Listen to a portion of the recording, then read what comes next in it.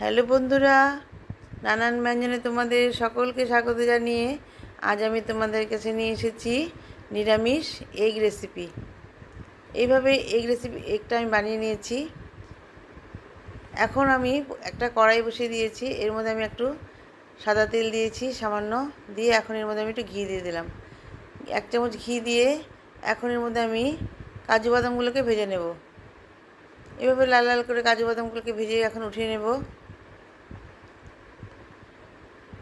আর এদিকে আমি ছোটো বাটিটাতে হাফ কেজি দুধের ছানা বানিয়ে নিয়েছি, আর ওখানে পনির, আর এটা হচ্ছে আলু হালকা করে সিদ্ধ করে নিয়েছি, বেশি সিদ্ধ করিনি।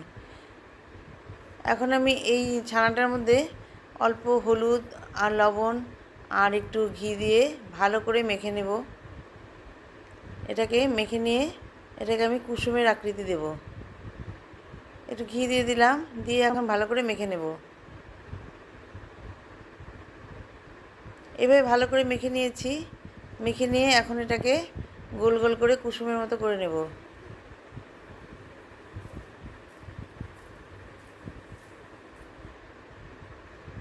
এভাবে কুসুমের মতো গোল গোল করে নিয়েছি। আর এখন এইখানে পনিরটাকে আমি একটু গ্রেট করে নেব, যেটা ছোট আছে সেটাতে। হ্যাঁ, এই ছোটোটাতে আমি এখন এটাকে কুড়িয়ে নেব। এভাবে ঘষে ঘষে কুড়িয়ে নিলাম। আর আলু সিদ্ধগুলোকে এখন আমি এভাবে কুড়িয়ে নেব।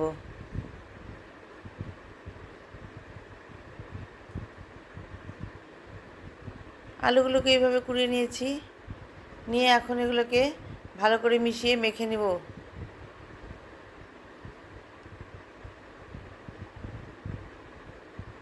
একটু মিশিয়ে নিয়ে এখন এর মধ্যে একটু লবণ দেব আর কর্নফ্লাওয়ার দেব।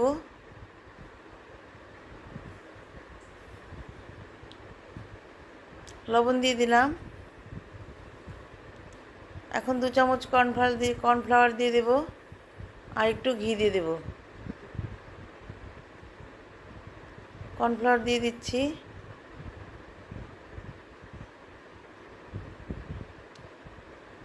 আর এখন একটু ঘি দেব, দিয়ে ভালো করে মেখে নেব।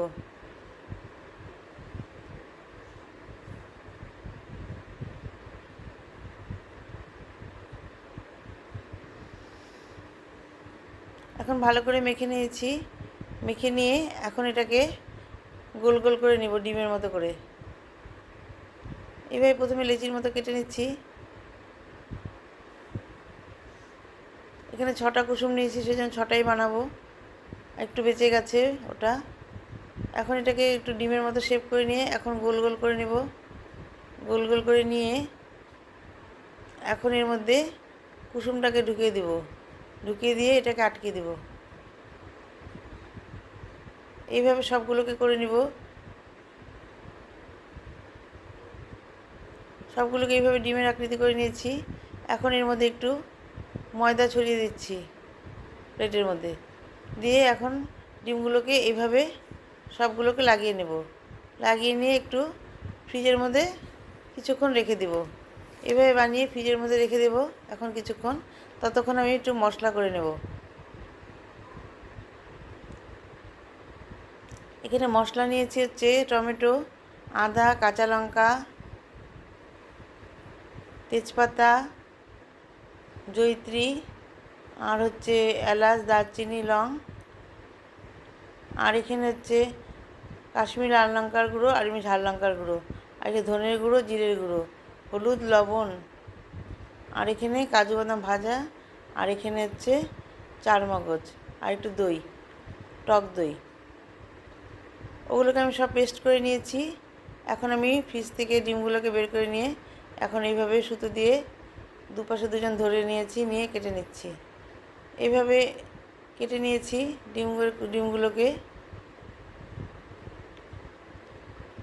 সবগুলো এইভাবে কেটে নেব।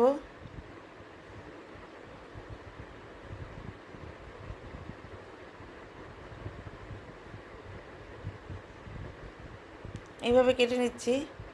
এখন আমি কড়াইতে একটু সাদা তেল দিয়ে এখন এর মধ্যে একটু বাটার দিয়ে দিলাম। বাটার দিয়ে এখন এর মধ্যে গরম মশলাগুলো দিয়ে দেব। গরম মশলাগুলো দিয়ে দিলাম। দিয়ে এখন এর মধ্যে কাজু আর চারমগজ পেস্টটা দিয়ে দিলাম। পেস্টটা দিয়ে এখন ভালো করে একটু নাড়িয়ে নিব যাতে কড়াইতে না লেগে যায়। এখন এইভাবে ভালো করে মিশিয়ে নিচ্ছি।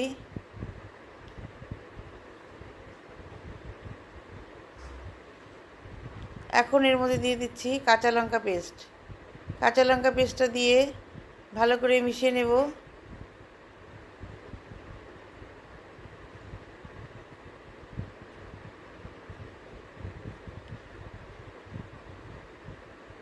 এভাবে ভালো করে মিশিয়ে নিয়ে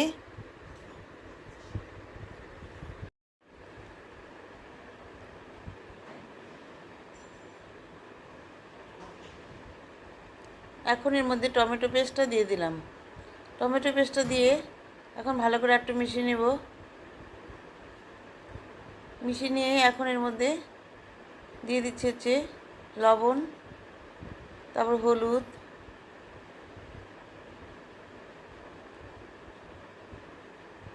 লবণটা দিয়ে মশলাটাকে একটু ভালো করে মিশিয়ে নিচ্ছি। আর একটু বারবার ঘোরাতে হচ্ছে কারণ নিচে লেগে যাবে নাহলে। এখন এর মধ্যে দিয়ে দেবো ধনে গুঁড়ো, জিরে গুঁড়ো, আর দেবো এখন কাশ্মীরি লাল লঙ্কার গুঁড়ো, আর একটু ঝাল লঙ্কার গুঁড়ো দিয়ে ভালো করে মিশিয়ে নেব। এভাবে ভালো করে মিশিয়ে নিচ্ছি। ভালো করে মিশিয়ে নিয়ে এখন এর মধ্যে টক দই দিয়ে দেব।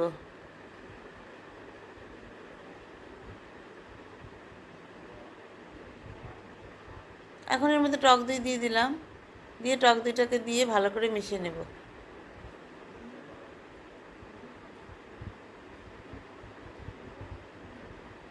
ভালো করে মিশিয়ে নিয়েছি।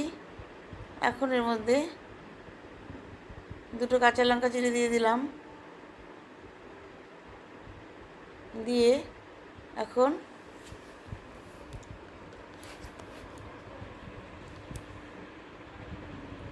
সামান্য একটু চিনি দিয়ে দিলাম।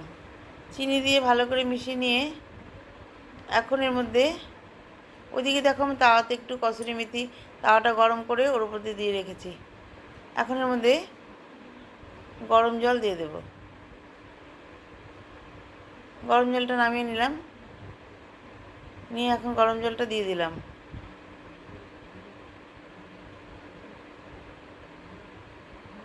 গরম জলটা দিয়ে এখন এর মধ্যে নিরামিষ এগগুলো দিয়ে দিব।